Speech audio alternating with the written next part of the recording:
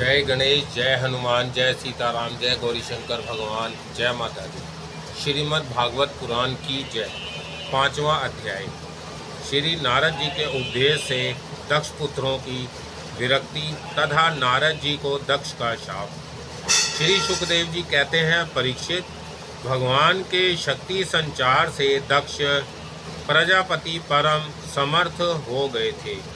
उन्होंने पंचजन की पुत्री असिक्री से हर्यक्ष नाम के 10,000 पुत्र उत्पन्न किए। राजन, दक्ष के ये सभी पुत्र एक आचरण और एक स्वभाव के थे। जब उनके पिता दक्ष ने उन्हें संतान उत्पन्न करने की आज्ञा दी, तब वह तपस्या करने के विचार से पश्चिम दिशा की ओर गए। पश्चिम दिशा में सिंधु नदी और समुद्र के संगम पर नारायण सर नाम का एक महान तीर्थ है। बड़े बड़े मुनि और सिद्ध पुरुष वहाँ निवास करते हैं। नारायण सर में स्नान करते ही हर्याक्षों के अंतकरण शुद्ध हो गए। उनकी बुद्धि भागवत धर्म में लग गई। फिर भी अपने पिता दक्ष की आज्ञा से बंधे होने के कारण वह उग्र तपस्या ही करते रहे। जब देवऋषि नारद ने देखा कि भागवत धर्म में रुचि होने पर भी ये प्रजावृद्धि के लिए ही तत्पर है, तब उन्होंने उनके पास आकर कहा, अरे हर्याक्षो, तुम प्रजापति हो तो क्या हुआ? वास्तव में तो तुम लोग मूर्ख ही हो। बतलाओ तो, जब तुम लोगों ने पृथ्वी का अंत ही नहीं देखा, तब सृष्टि कैसे करोगे? बड़े खेद की बात है। देखो, एक ऐसा देश है जिसमें एक ही पुरुष है, एक ऐसा बिल है जिससे बाहर निकलने का रास्ता ही नहीं है, एक ऐसी स्त्री है जो बहुरूपणी है, एक ऐसा पुरुष है जो व्यभिचारिणी का पति है, एक ऐसी नदी है जो आगे पीछे दोनों ओर बहती है, एक ऐसा विचित्र घर है जो 25 पदार्थों से बना है, एक ऐसा हंस है जिसकी कहानी बड़ी विचित्र है, एक ऐसा चक्र है जो छुरे एवं ब्रज से बना हुआ है और अपने आप घूमता रहता है। मूर्ख हर्याक्षों, जब तक तुम लोग अपने सर्वज्ञ पिता के उचित आदेश को समझ नहीं लोगे और इन उपयुक्त वस्तुओं को देख नहीं लोगे, तब तक उनके आज्ञानुसार सृष्टि कैसे कर सकोगे? श्री सुखदेव जी कहते हैं, परीक्षित, हर्याक्ष जन्म से ही बड़े बुद्धिमान थे। वह देवऋषि नारद की यह पहली यह गूढ़ वचन सुनकर अपनी बुद्धि से स्वयं ही विचार करने लगे। यह लिंग शरीर ही, जिसे साधारणतः जीव कहते हैं, पृथ्वी है और यही आत्मा का अनादि बंधन है। इसका अंत देखे बिना मोक्ष के अनुपयोगी कर्मों में लगे रहने से क्या लाभ है? सचमुच ईश्वर एक ही है। वह जागृत आदि तीनों अवस्थाओं और उनके अभिमानियों से भिन्न है। उनका साक्षी तुर्य है, वही सबका आश्रय है, परंतु उसका आश्रय कोई नहीं है। वही भगवान है। उस प्राकृतिक आदि से अतीत नित्य मुक्त परमात्मा को देखे बिना भगवान के प्रति असमर्पित कर्मों से जीव को क्या लाभ है?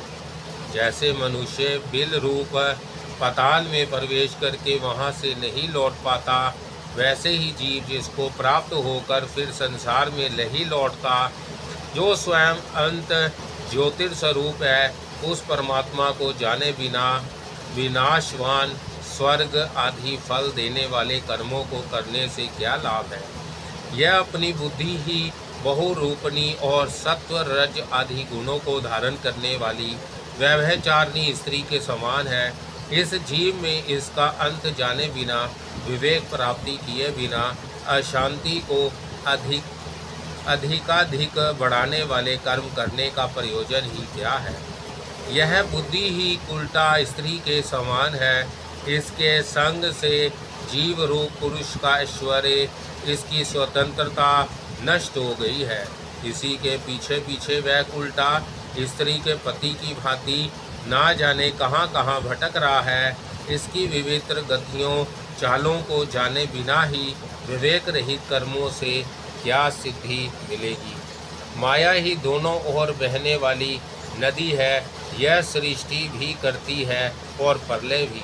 जो लोग इससे निकलने के लिए तपस्या, विधा आदि तट का सहारा लेने लगते हैं, उन्हें रोकने के लिए क्रोध, अहंकार आदि के रूप में वह और भी वेग से बहने लगती है। जो पुरुष उसके वेग से विवश है, अनभिज्ञ है, वह मायिक कर्मों से क्या लाभ उठाएगा। यह 25 तत्व ही एक अद्भुत घर है। पुरुष उनका आश्चर्यमय आश्रय है। वही समस्त कार्य कारणात्मक जगत का अधिष्ठान है। यह बात ना जानकर सच्चा स्वतंत्र प्राप्त किए बिना झूठी स्वतंत्रता से किए जाने वाले कर्म व्यर्थ ही है। भगवान का स्वरूप बताने वाला शास्त्र हंस के समान नीर शीर विवेकी है। वह बंधन, मोक्ष, चेतन और जड़ को अलग अलग करके दिखा देता है। ऐसे अध्यात्म शास्त्र रूप हंस का आश्रय छोड़कर उसे जाने बिना वही मूर्ख बनाने वाले कर्मों से लाभ ही क्या है। यह काल ही एक चक्र है। यह निरंतर घूमता रहता है। इसकी धार छुरे और ब्रज के समान तीखी है और यह सारे जगत को अपनी ओर खींच रहा है। इसको रोकने वाला कोई नहीं है। यह परम स्वतंत्र है। यह बात ना जानकर कर्मों के फल को नित्य समझकर जो लोग सकाम भाव से उनका अनुष्ठान करते हैं, उन्हें उन अनित्य कर्मों से क्या लाभ होगा। शास्त्र ही पिता है, क्योंकि दूसरा जन्म शास्त्र के द्वारा ही होता है और उसका आदेश कर्मों में लगना नहीं, उनसे निवृत्त होना है। इसे जो नहीं जानता वह गुणमय शब्द आदि विषयों पर विश्वास कर लेता है। अब वह कर्मों से निवृत्त होने की आज्ञा का पालन भला कैसे कर सकता है।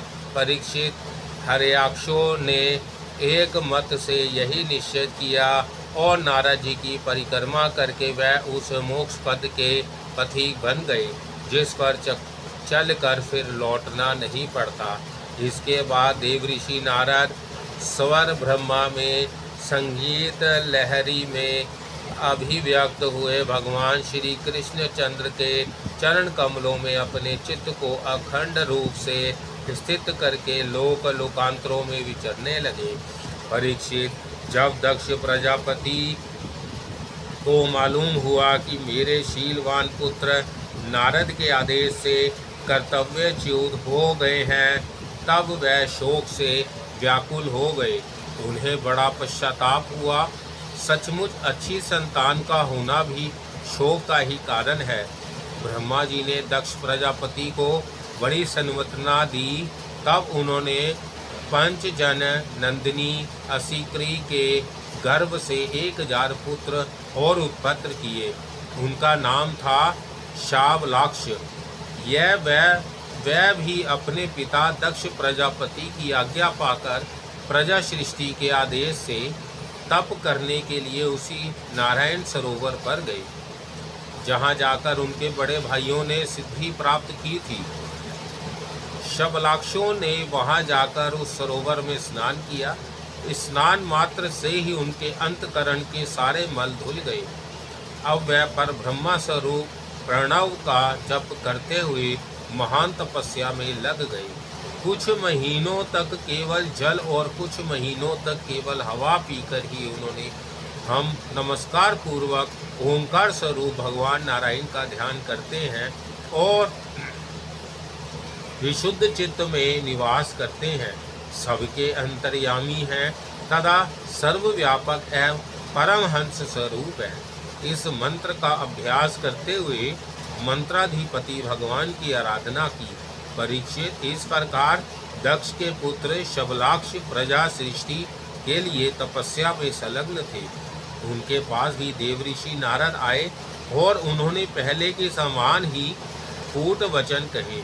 उन्होंने कहा, दक्ष प्रजापतियों के पुत्रों, मैं तुम लोगों को जो उपदेश देता हूँ उसे सुनो। तुम लोग तो अपने भाइयों से बड़ा प्रेम करते हो, इसलिए उनके मार्ग का अनुसंधान करो। जो धर्मज्ञ भाई अपने बड़े भाइयों के श्रेष्ठ मार्ग का अनुसरण करता है वही सच्चा भाई है। वह पुण्यवान पुरुष परलोक में मरुद गणों के साथ आनंद भोगता है। परीक्षित, शबलाक्षों को इस प्रकार उपदेश देकर देवऋषि नारद वहां से चले गए और उन लोगों ने भी अपने भाइयों के मार्ग का ही अनुगमन किया, क्योंकि नारद जी का दर्शन कभी व्यर्थ नहीं जाता। वह उस पथ के पथिक बने जो अंतर्मुखी वृत्ति से प्राप्त होने योग्य, अत्यंत सुंदर और भागवत प्राप्ति के अनुकूल है। वह बीती हुई रात्रियों के समान ना तो उस मार्ग से अब तक लौटे हैं और ना आगे लौटेंगे ही। दक्ष प्रजापति ने देखा कि आजकल बहुत से अशकुन हो रहे हैं। उनके चित्त में पुत्रों के अनिष्ट की आशंका हो आई। इतने में ही उन्हें मालूम हुआ कि पहले की भांति अब की बार भी नारद जी ने मेरे पुत्रों को चौपट कर दिया। उन्हें अपने पुत्रों की कर्तव्य च्युत से बड़ा शोक हुआ और वह नारद जी पर बड़े क्रोधित हुए। उनके मिलने पर क्रोध के मारे दक्ष प्रजापति के ओठ फड़कने लगे और वह आवेश में भर कर नारद जी से बोले। दक्ष प्रजापति ने कहा, ओ दुष्ट, तुमने झूठ मूठ साधुओं का बाना पहन रखा है। हमारे भोले भाले बालकों को भिक्षुकों का मार्ग दिखलाकर तुमने हमारा बड़ा अपकार किया है। अभी उन्होंने ब्रह्मचार्य से ऋषि ऋण, यज्ञ से देव ऋण और पुत्रोत्पत्ति से पितृ ऋण नहीं उतारा था। उन्हें अभी कर्म फल की नश्वरता के संबंध में भी कुछ विचार नहीं था, परंतु परमात्मा, तुमने उनके दोनों लोकों का सुख चौपट कर दिया। सचमुच तुम्हारे हृदय में दया का नाम भी नहीं है। तुम इस प्रकार बच्चों की बुद्धि बिगाड़ते फिरते हो। तुमने भगवान के पार्षदों में रहकर उनकी कीर्ति में कलंक ही लगाया। सचमुच तुम बड़े निर्लज हो। मैं जानता हूँ कि भगवान के पार्षद सदा सर्वदा दुखी प्राणियों पर दया करने के लिए व्याग्न रहते हैं, परंतु तुम प्रेम भाव का विनाश करने वाले हो। तुम उन लोगों से भी वैर करते हो जो किसी से वैर नहीं करते। यदि तुम ऐसा समझते हो कि वैराग्य से ही स्नेह पाश विषयासक्ति का बंधन कट सकता है, तो तुम्हारा यह विचार ठीक नहीं है, क्योंकि तुम्हारे जैसे झूठ मूठ वैराग्य का सवांग भरने वालों से किसी को वैराग्य नहीं हो सकता। नारद मनुष्य विषयों का अनुभव किए बिना उनकी कटुता नहीं जान सकता, इसलिए उनकी दुख स्वरूप रूपता का अनुभव होने पर स्वयं जैसा वैराग्य होता है वैसा दूसरों के बहकाने से नहीं होता। हम लोग सद्ग्रस्त हैं, अपनी धर्म मर्यादा का पालन करते हैं। एक बार पहले भी तुमने हमारा असहा अपकार किया था, तब हमने उसे सह लिया। तुम तो हमारी वंश परंपरा का उच्छेद करने पर ही उतारू हो रहे हो। तुमने फिर हमारे साथ वही दुष्टता का व्यवहार किया, इसलिए मूढ़ जाओ, लोकांतर में भटकते रहो, कहीं भी तुम्हारे लिए ठहरने को ठोर नहीं होगी। श्री सुखदेव जी कहते हैं, परीक्षित, संत शिरोमणि देवऋषि नारद ने बहुत अच्छा कहकर दक्ष का शाप स्वीकार कर लिया। संसार में बस साधुता इसी का नाम है कि बदला लेने की शक्ति रहने पर भी दूसरे का किया हुआ उपकार सह लिया जाए।